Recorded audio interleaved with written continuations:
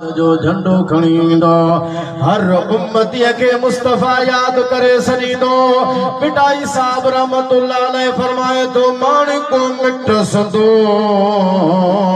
मुंहिंजो ऊंदाहीअ में सोझरो हशर वेल हिसाब में छॾे न वेंदो पोइ सारो सॾ कंदो कोयारो के जधणी। समझो गाल के सुभान अल्लाह जो अशर वेलहूं दास मेरा जराना जे तो आवाज पस्तो आ सुभान अल्लाह। अशर वेलहूं दास मेरा जराना अशर वेलहूं दास मेरा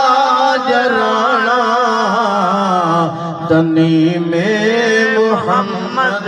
परे खां सजाना हुदुस छोट कारे जो झंडो हथन में हुदुस छोट कारे जो झंडो हथन में मुझो मुस्तफ़ा पाक पधरो लखन में जिए गुल गुलाबी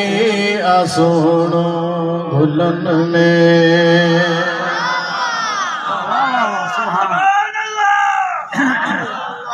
एक झंडो उते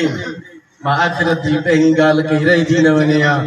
बाक़ी तूं हरू भरू आशिकनि खे उलझाए छो थो। अल्हम्दुलिल्लाह असांजो अमल सहाबा जे अमल जे बि मुताबिक़ हुजूर मदीने में हिजरत करे आया मके खां महीनो जॾहिं हुजूर मदीने में आया पे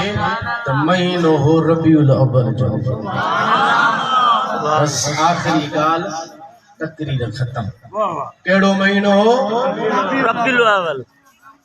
जैदी मदीने में हुजूर दाखिल थिया न तारीख हुई 12 रबीउल अव्वल ॾींहुं बि माशाअल्लाह सूमर जो चओ सुभान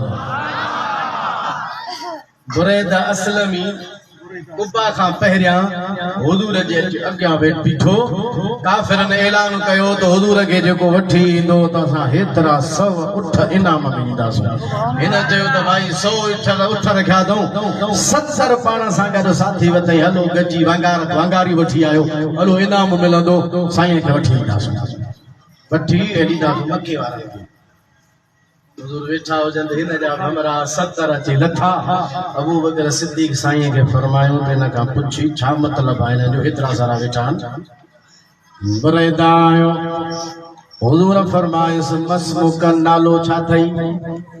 नओं जो केरु मिलंदो त तारुफ़ कबो आहे न वाको केरु आहे नालो छा अथई किथां खाईंदा। हुजूर फरमायो नालो छा अथई जिसे मुंहिंजो नालो बुरैदा आहे बुरैदा बर्द खां वरतला बर्द जी माना है थथ। मदीने वारे सुने अबू बकर सिद्दीक ॾे न्यारे पाण फरमायो अबू बकर मामलो सॼो थधो थी वियो आयो त गरम जोशी सां हे बुरैदा 70 माण्हू पाण सां वठी आयो आहे हिन जे त नाले में ई हरारत कान्हे सो ही कहिड़ी गर्मी ॾेखारींदो पाण फरमायो बरद अमरुना मामलो असांजो थधो थी वियो। हुजूर फरमायो कहिड़े कबीले जो आहे चईसीं बनु असलम जो असलम सलामतीअ खां वरतला जंहिंजी माना आहे त सलामतीअ वारो साईं फरमायो मामले में गड़बड़ कान थींदी सलामतीअ वारो थी वियो पर बनु असलम जो वॾो ख़ानदान आहे कहिड़ी शाख जो आहे चवण लॻो बनी साम जो आया साम जी माना आहे हिसो। हुजूर फरमायो त ही त पंहिंजो हिसो असां खां इस्लाम वारो वठी चुको आहे वञा मुस्लमान थियो कोन हो पर आमिना जे लाल खे पहिरियां ख़बर आहे ही मुसलमान थी नो मुल्ला दा जवन नबी के गैब जी खबर कान पवंदी आ जेका शे पहिरियां थींदी बाद में थींदी नबी के पहिरियां खबर कान पवंदी आ यो हुनन जो कीदो थव असा या रसूल अल्लाह चवण वारा सुन्नी मुसलमानन जो अकीदो आ अल्लाह ताला पंहिंजे मेहरबानी ऐं तासा पंहिंजे हबीब खे गैब जो इल्म ॾिनो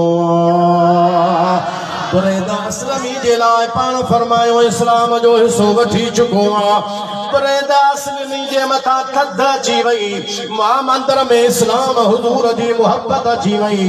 जेको आयो हो विढ़ण जे लाइ हाणे एतिरी गुफ्तगू ॿुधण खां बाद में हुजूर खे अर्ज़ु करे थो या रसूल अल्लाह कलमो भरायो मुस्लमान थियो थो